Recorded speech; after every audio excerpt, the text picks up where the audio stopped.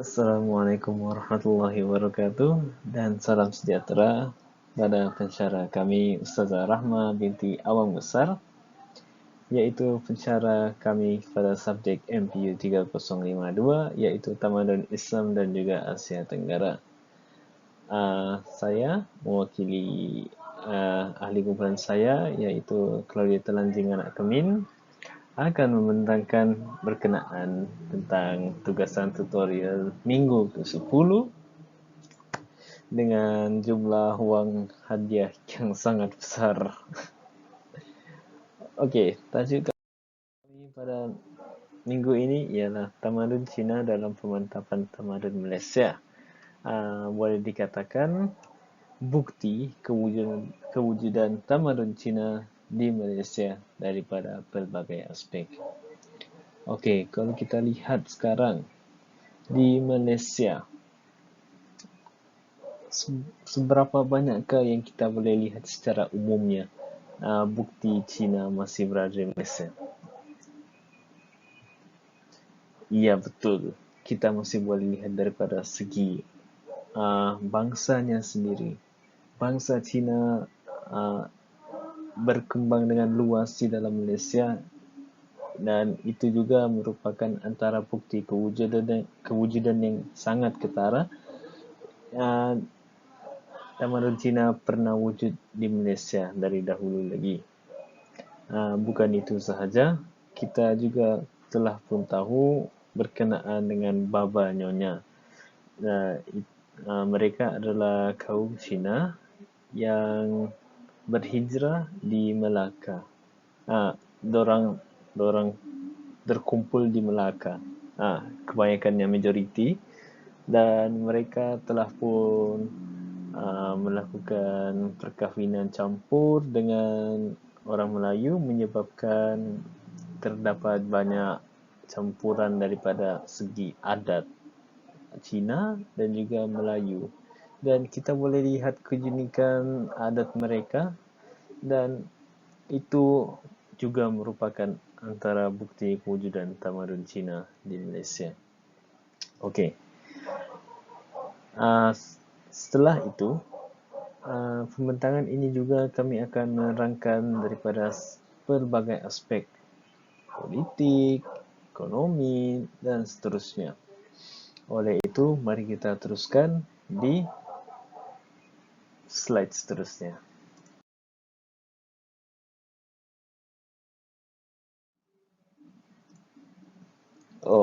Tapi sebelum itu, kita akan mulakan dengan pengenalan kepada tamadun Cina dahulu. Okey, tamadun Cina adalah antara tamadun tertua di dunia dan berkesinambungan hingga kini.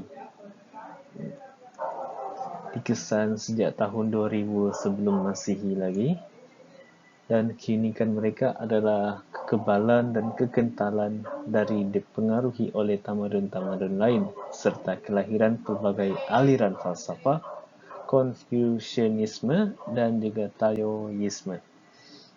Ini kita boleh lihat, walaupun mereka adalah tamadun yang tertua di dunia, tidakkah sepatutnya mereka akan terpengaruh dengan budaya barat ataupun budaya Korea sekarang yang kian makin popular pada zaman sekarang? Akan tetapi, disebabkan tamadun Cina mempunyai akar sejarah yang sungguh kuat, mereka tidak mudah dipengaruhi oleh tamadun-tamadun lain. Walaupun dengan kecanggihan teknologi sekarang, dengan mudahnya untuk memperlihatkan budaya lain, tetapi tamadun Cina secara kekebalan dan kekentalannya, mereka masih menerapkan nilai identiti mereka sendiri sehinggalah sekarang. Dan juga Konfusianisme.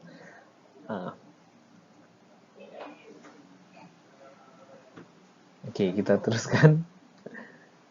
Okey, warisan sistem nilainya memberi kesan kepada perkembangan tamadun Cina sehinggalah kini. Dan itu adalah pengenalan pada tamadun Cina.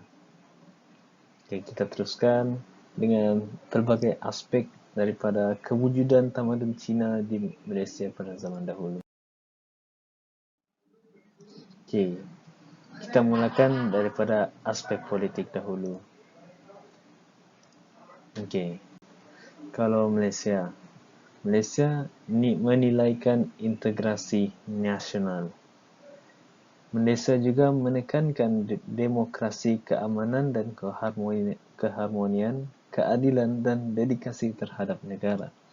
Dan manakala pula untuk tamadun Cina pula, mereka berasaskan humanisme dan moralisme.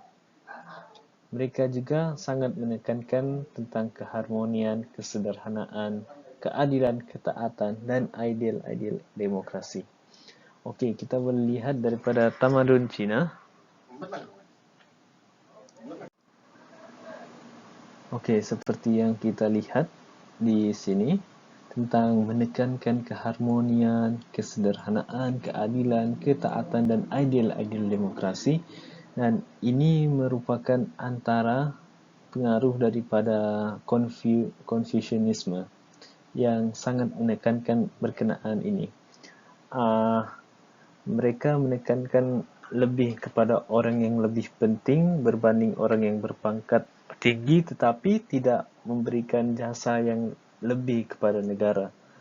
Dan juga dalam Confucianisme, ketaatan kepada ibu bapa juga sangatlah, bukan saja ibu bapa, ia juga termasuk kepada keturunan, dan dalam ajaran ini mereka sangat menekankan tentang ketaatan, dan juga ini termasuklah moralisme dan juga humanisme. Dan juga dalam Taoisme yang sebelum ini kita boleh lihat, Taoisme adalah dalam Englishnya ialah the way. Okey, Taoisme ini adalah mereka mempercayakan dalam apa-apa dalam jalan sahaja. Yang penting kita dapat bawa jalan itu kepada pengakhiran, kita akan mendapatkan benda yang sama daripada pencapaian tersebut.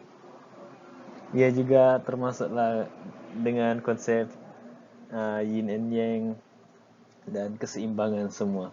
Dan ini adalah antara ciri-ciri tamadun Cina. Okey, kita teruskan lagi daripada aspek sosial. Okey, dalam tamadun Malaysia. Okey, dalam Malaysia, masyarakat bermoral dan beretika, berkebudayaan penyayang, bersifat terbuka dan toleransi. Malaysia juga bebas mengamalkan tradisi budaya dan ajaran agama, bersifat saintifik dan progresif, dan berasaskan institusi keluarga yang kukuh. Seperti slogan Malaysia dari dahulu lagi, budi bahasa, budaya kita. Disebabkan ini, masyarakat Malaysia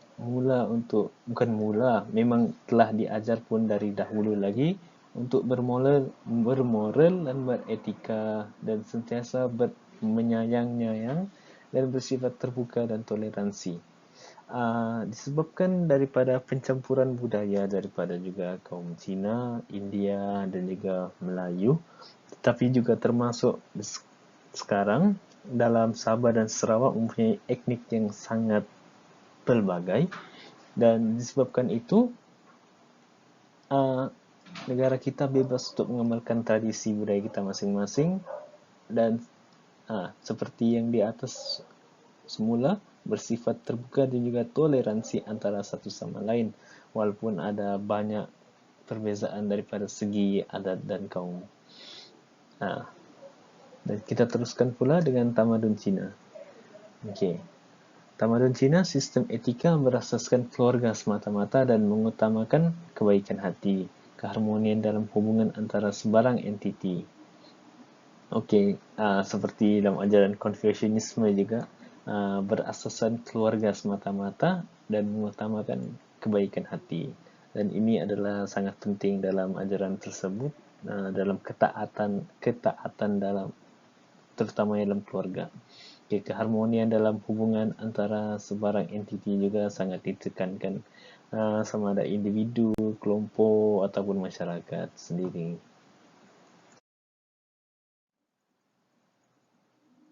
Okay, sekarang kita bermula daripada aspek psikologi pula. Dalam Malaysia, keyakinan kendiri secara kolektif, bersikap teguh terhadap pelbagai cabaran, tabah hati dalam mengejar kualiti dan adanya pembebasan psikologi. Ini semuanya saling berkait rapat dengan pembebasan psikologi. Ia bermula daripada sini.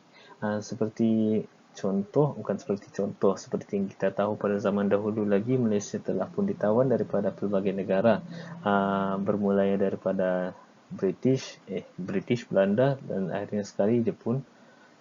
Dan disebabkan itu, para pejuang pada zaman dahulu berusaha untuk membebaskan diri daripada kuasa luar, dan disebabkan itu dan mereka dapat pun berjaya dalam memerdekakan tanah ini, dan disebabkan itu adanya pembebasan psikologi, dan disebabkan daripada usaha dari zaman dahulu, dan itu menyebabkan generasi-generasi yang seterusnya mempunyai tabah hati dalam mengejar kualiti, bersifat teguh terhadap berbagai cabaran, keyakinan sendiri secara kolektif, secara bermasyarakat. Bermasyarakat adalah sangat penting dalam memerdekakan tanah Melayu dahulu. Okey, tamadun Cina. Okey, dari segi psikologi, mereka bercirikan personalisme dan pemukaan kendiri, kepercayaan setiap orang harus dididik dan boleh dididik, mengutamakan negara dan dunia.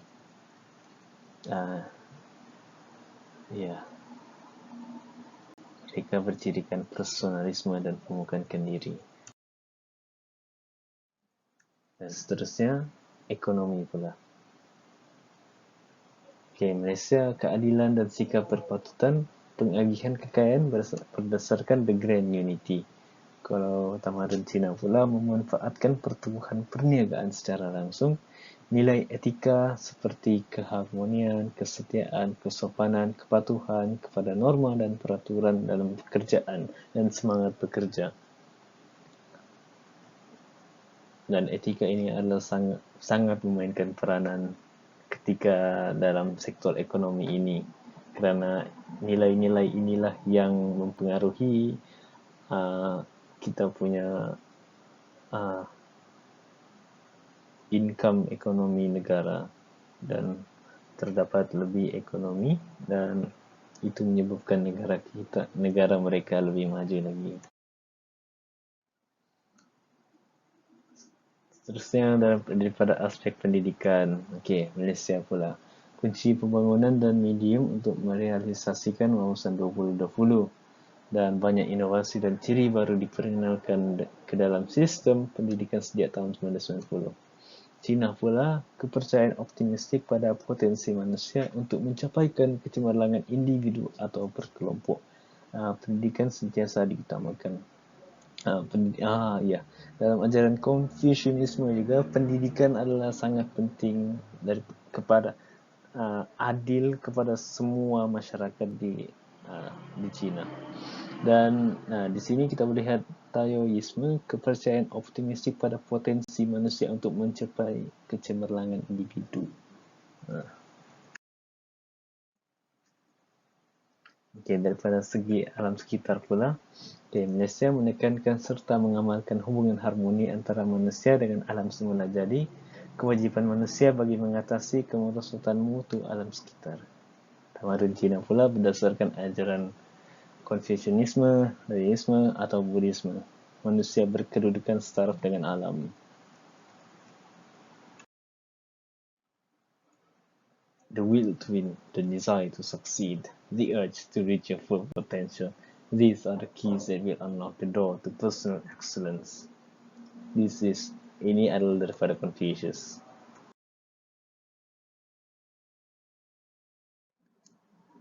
Sekian, terima kasih. Itu saja daripada kumpulan kami. Saya, Hazmin Rapatelo, dan juga Claudia Pradingana Kemin. Sekian, terima kasih. Kalau ada soalan, boleh saja email ke dalam email tersebut. Sekian, terima kasih. Wabillahi taufiq wal hidayah. Assalamualaikum warahmatullahi wabarakatuh.